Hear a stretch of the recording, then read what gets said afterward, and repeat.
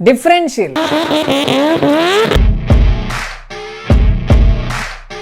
Rear wheel drive വണ്ടികളിൽ ബാക്കിൽ ആക്സിലിൽ ഒരു വലിയ ഉണ്ടാകണ്ടല്ലേ, അതാണ് ഡിഫറൻഷ്യൽ. ഈ സംഭവം എന്താണെന്ന് നിങ്ങൾക്ക് അറിയില്ലാണെങ്കിൽ ഇപ്പൊ സെറ്റ് ആക്കാം. Today's topic differential.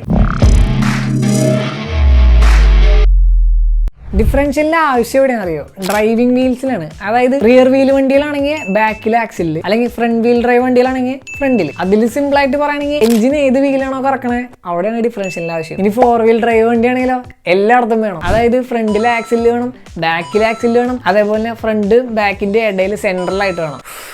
Too much. Differential പേര് പോലെ തന്നെ ഡിഫറെന്റ് സ്പീഡ്സ് കൊടുക്കാൻ സഹായിക്കുന്ന സാധനമാണ് ഡിഫറൻഷ്യൽ. ഈ ഡിഫറെന്റ് സ്പീഡ് എന്തിനാ കൊടുക്കണമെന്ന് വെച്ച് കഴിഞ്ഞാൽ വണ്ടി ഒരു വളവ് വളയുമ്പോൾ 2 ഡിഫറെന്റ് റേഡിയസ് ഉള്ള ആർക്ക് വരച്ച കണക്കായിരിക്കും വണ്ടിയുടെ ഉള്ളിലെ വീൽസും പുറത്തത്തെ വീൽസും. അതായത് രണ്ടിനും ഒരേ ദൂരമല്ല കറങ്ങേണ്ടത്. അതായത് ഉള്ളിലുള്ള വീൽസിന് കുറച്ച് കറങ്ങിയാൽ മതി, പുറത്തുള്ള വീൽസിന് കുറെ കറങ്ങണം. ഇനി ഒരേ സ്പീഡിലാണ് ഈ 2 ടയറും കറങ്ങണമെന്നുണ്ടെങ്കിൽ ഉള്ളിലുള്ള ടയർ വെറുതെ തേഞ്ഞു പോവുക, ട്രാക്ഷൻ ഇല്ലാണ്ടാവുക, വണ്ടി ഡ്രിഫ്റ്റ് അടിക്കാൻ ചാൻസ് ഉണ്ടാവുക, അങ്ങനെ കുറച്ച് പ്രശ്നങ്ങളൊക്കെ ഉണ്ട്. അപ്പൊ 2 വീൽസിനെയും അവരുടെ ഇഷ്ടത്തിനനുസരിച്ച് കറക്കാനാണ് ഡിഫറൻഷ്യൽ. ഈ പരിപാടി ഡിഫറൻഷ്യൽ എങ്ങനെ ചെയ്യണമെന്ന് വെച്ച് കഴിഞ്ഞാൽ കുറച്ച് ഗിയേഴ്സ് വെച്ചിട്ടാണ്. ഡിഫറൻഷ്യലിനുള്ള ഒരു പിനിയൻ ഗിയർ ഉണ്ടാവും, അവിടേക്കാണ് നമ്മുടെ എഞ്ചിന്റെ പവർ വരുന്നത്. അപ്പൊ ആദ്യത്തെ ഗിയർ പിനിയൻ ഗിയർ, പിന്നെ ഒരു റിംഗ് ഗിയർ ഉണ്ടാവും, അത് വലിയ ഗിയറാണ്. ഇനി ഈ റിംഗ് ഗിയറിന് 2 സ്പൈഡർ ഗിയേഴ്സ് ഉണ്ടാവും. ഈ സ്പൈഡർ ഗിയേഴ്സിന്റെ പ്രത്യേകത എന്ന് വെച്ച് കഴിഞ്ഞാൽ അത് 2 ടൈപ്പിൽ കറങ്ങും. അത് റിംഗ് ഗിയേഴ്സിന്റെ ഒപ്പം കറങ്ങും, അതേപോലെ തന്നെ സ്വയം കിടന്ന് തോന്നിയ പോലെ ഇറങ്ങും. അങ്ങനെ 2 സ്പൈഡർ ഗിയർ ഉണ്ടാവും. ചില വണ്ടിക്ക് ലോഡ് കൂടുതൽ വലിക്കാനുള്ള വണ്ടികളൊക്കെ ആണെങ്കിൽ ചിലപ്പോൾ 4 സ്പൈഡർ ഗിയർ ഒക്കെ ഉണ്ടാവും. ഇനി 2 ആക്സിൽ, 2 ടയറിലേക്ക് കണക്ട് ചെയ്തിട്ട് 2 സൈഡ് ഗിയേഴ്സും ഉണ്ടാവും. അപ്പൊ എത്ര ഗിയർ പറഞ്ഞു? ഒരു പിന്നിയൻ ഗിയർ, ഒരു റിംഗ് ഗിയർ, പിന്നെ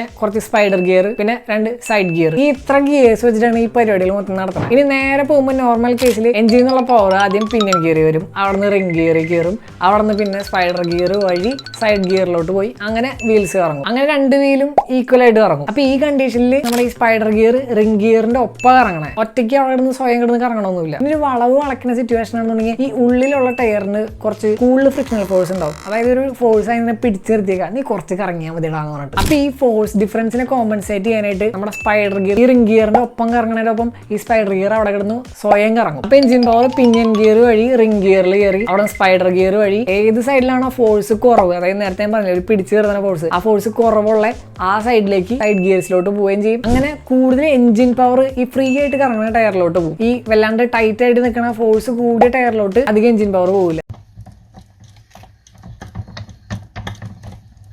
അങ്ങനെ ഡിഫറൻഷ്യൽ പവറിനെ വഴി തിരിച്ചു വിടുകയാണ്. അതായത് ഫോഴ്സ് കുറവുള്ള സൈഡിലേക്ക് കൂടുതൽ എഞ്ചിൻ പവറും ഫോഴ്സ് ഉള്ള സൈഡിലേക്ക് കുറച്ച് എഞ്ചിൻ പവറും കൊടുക്കും, അതിന്റെ ഇഷ്ടത്തിന് കറങ്ങണ ലെവൽ. ഇതാണ് ഡിഫറൻഷ്യലിന്റെ പണി. ഇപ്പോൾ ഉള്ള പ്രശ്നം എന്താണെന്ന് വെച്ച് കഴിഞ്ഞാൽ ഈ 2 ടയറിലെ ഏതെങ്കിലും ഒരു ടയർ ഈസി ആയിട്ട് കുറച്ചുകൂടി ഈസി ആയിട്ട് കറങ്ങി കഴിഞ്ഞാൽ മറ്റേനെ വെച്ച് കമ്പയർ ചെയ്യുമ്പോൾ ഈസി ആയിട്ട് കറങ്ങാൻ തുടങ്ങിയ ഉള്ള പവർ മൊത്തം അങ്ങോട്ട് പോകും. അതെവിടെ പ്രശ്നം അവിടെ എന്ന് വെച്ച് കഴിഞ്ഞാൽ നിങ്ങളിപ്പോൾ വല്ല കുഴിയിലോ ചെളിയിലോ എന്തെങ്കിലും പെട്ട് കഴിഞ്ഞിട്ട് ഒരു ടയർ ലോക്കായി, മറ്റേ ടയർ വെറുതെ കിടന്ന് കറങ്ങുന്നുണ്ട്, അല്ലെങ്കിൽ എയറിലായി, അപ്പോൾ അവിടെ ഒട്ടും ഫോഴ്സ് ഇല്ല. അപ്പോൾ ഇങ്ങനത്തെ കണ്ടീഷൻ ഡിഫറൻഷ്യൽ എന്ത് ചെയ്യും?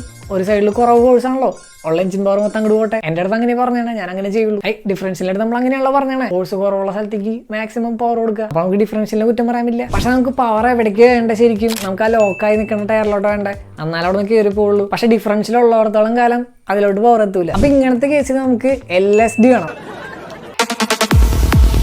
എന്റെ ദൈവമേ, അതല്ല ലിമിറ്റഡ് സ്ലിപ്പ് ഡിഫറൻഷ്യൽ, LSD ഉണ്ടെങ്കിൽ ഈ സ്ലിപ്പ്, അതായത് ഈ ഫ്രീ ആയിട്ടുള്ള ടയറിലോട്ട് മാക്സിമം പവർ ഓണ പരിപാടിയില്ലേ, ആ സ്ലിപ്പ് അതിന് നമുക്ക് ലിമിറ്റ് ചെയ്യാൻ പറ്റും. അത് പല ടൈപ്പ് ഉണ്ട്. ഇലക്ട്രിക്കൽ ടൈപ്പ് ഉണ്ട്, മെക്കാനിക്കൽ ഉണ്ട്, ഫ്ലൂയിഡ് പ്രഷർ വെച്ചിട്ടുള്ളതുണ്ട്. അത് കുറെ ഉണ്ട്, വേറെ വീഡിയോയിൽ പറയാം. ഇനി നിങ്ങൾക്ക് ഡ്രിഫ്റ്റിംഗ് ആണ് ഉദ്ദേശിക്കുന്നുണ്ടെങ്കിൽ ഈ ഡിഫറൻഷ്യലിന്റെ ആവശ്യമില്ല. ഡ്രിഫ്റ്റിങ്ങിനെ പറ്റിയൊരു വീഡിയോ ഞാൻ ചെയ്തിട്ടുണ്ട്, അത് ഡിസ്ക്രിപ്ഷനിൽ ഉണ്ടാവും. ചില വണ്ടികളിൽ ഡിഫ് ലോക്കിനുള്ള സെറ്റപ്പ് ഉണ്ടാവും, അതായത് നമുക്ക് ഈ ഡിഫറൻഷ്യലിനെ ലോക്ക് ചെയ്യാൻ പറ്റും. ഇത് ഡ്രിഫ്റ്റിങ്ങിന് മാത്രമല്ല കേട്ടോ, നമ്മൾ ഓഫ് റോഡ് വണ്ടികൾക്കും ഈ ഡിഫ് ലോക്ക് സെറ്റപ്പ് ഒക്കെ ഭയങ്കര യൂസ്ഫുൾ ആണ്. കാരണം ഓഫ് റോഡ് വണ്ടികൾക്ക് ചിലപ്പോൾ അറ്റേ ടൈം 1-2 വീലൊക്കെ നിലത്തൂതിൻ്റെ ഉള്ളൂ. അപ്പൊ ആ വീലിലോട്ട് പവർ വേണമല്ലോ.